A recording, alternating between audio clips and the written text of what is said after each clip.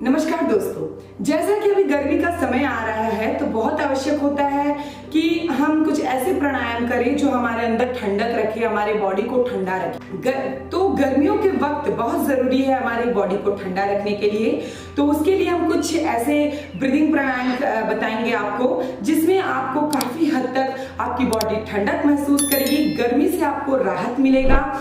और इसके बहुत सारे तरीके हैं, जैसे कि मैंने आपको बताया था कि ब्रीदिंग कई तरीके से की जाती है और ब्रीदिंग के अलग अलग महत्व होते हैं। तो आप लोगों ने अनुलोम विलोम और कपालभाति के बारे में तो सुना ही होगा और उसके ऊपर वीडियो मैंने बताई है। तो जैसे कि हम लोग अनुलोम विलोम में लेना छोड़ना, फिर हम उधर से लेते हैं छोड़ते हैं, इस तरह की प्रक्रिया आपने की है, ठीक है।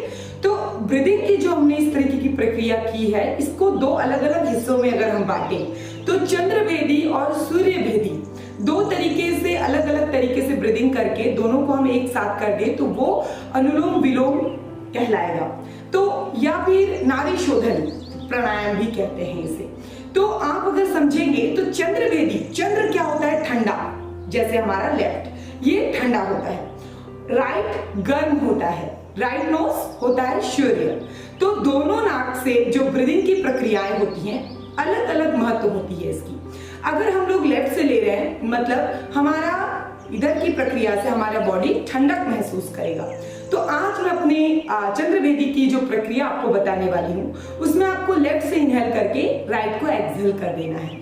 तो इसके लिए आपको अपने राइट को क्लोज करना है, देन लेफ्ट साइड से इनहेल करना है, फिर आपको इंडेक्स फिंगर से अपने लेफ्ट को बंद करके राइट से एक्सहेल कर देना है। ये होता है आपका चंद्रभेदी की प्रक्रिया। तो चलिए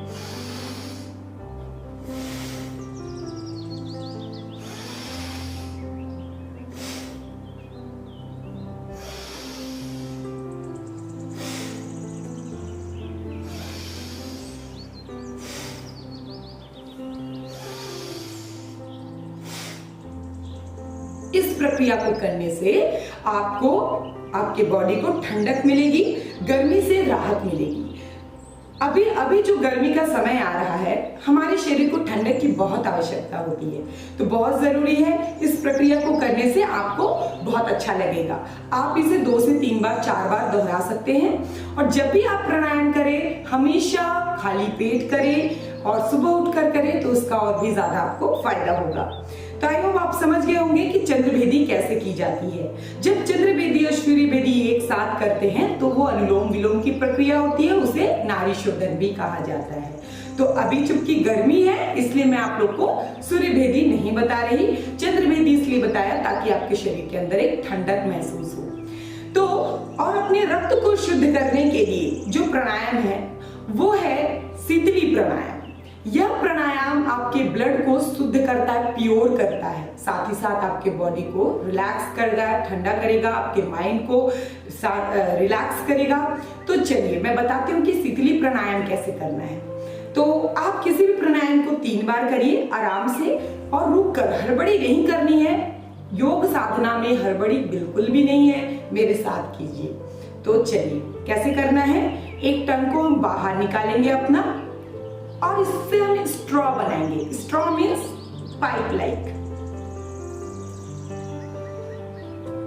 अब आपको इस पाइप से एयर को अपनी अंदर की ओर लेनी है और कुंभक लगाना है, जलंधर बंद, जिसको कुंभक कहा जाता है। चिन को चेस्ट पे लगाना है, हवा को अंदर लेते हुए निगल लेना है और कुछ समय के लिए ब्रीदिंग को होल्ड करना है और फिर आपको राइट को बंद करते हुए लेफ्ट से बाहर सांस छोड़ देंगे। तो चलिए शुरू करते हैं।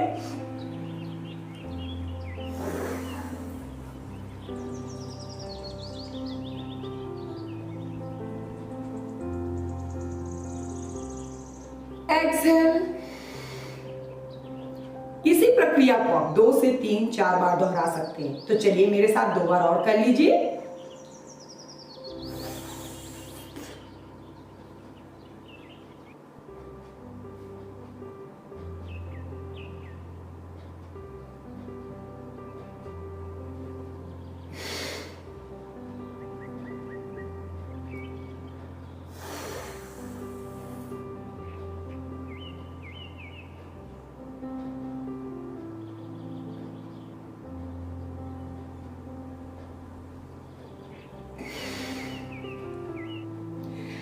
बहुत ही आसान और बहुत ही महत्वपूर्ण प्रक्रिया है शीतली प्राणायाम।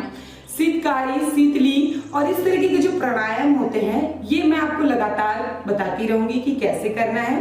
इस प्राणायाम को करने से भी आपको अंदर बहुत ठंडक महसूस होगी, वो होगा शीतली प्राणायाम। तो आज मैं आपको चंद्रभेदी, शीतली प्राणायाम और शीतकारी प्राणायाम ये 3 प्राणायाम बताने वाली हूँ। तो अब आखिरी बचा हुआ है आपका शीतकारी प्राणायाम।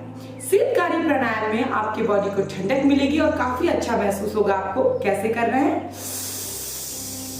इस तरह से मुंह को बंद करते हुए आपको अंदर की ओर सांस भरनी है, ठंडी हवा आपको अंदर की ओर लेनी है। उस हवा को आपको अंदर की ओर निगल लेना है और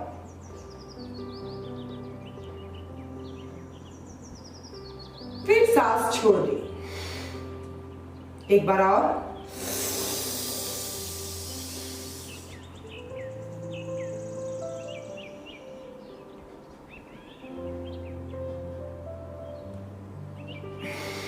एक आखिरी बार।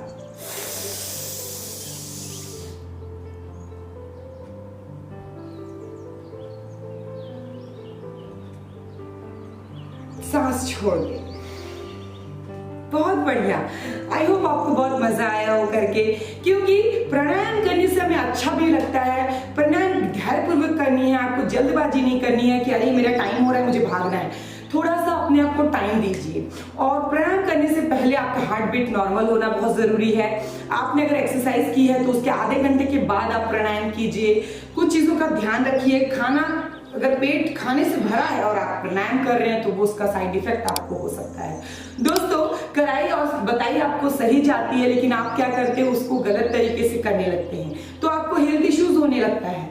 याद रखिएगा, योगा से कभी किसी का नुकसान नहीं होता। आप अगर सही तरीके से करेंगे तो आपको कभी भी कोई भी प्रॉब्लम नहीं होगी। चलिए फिर मिलते हैं एक नए वीडियो के साथ, एक नए उमंग के साथ। आपको जिस टॉपिक पे डाउट है आप मुझे कमेंट करिए, मैं उससे रिलेटेड वीडियो बहुत जल्द लेके आऊंगी। नमस्कार।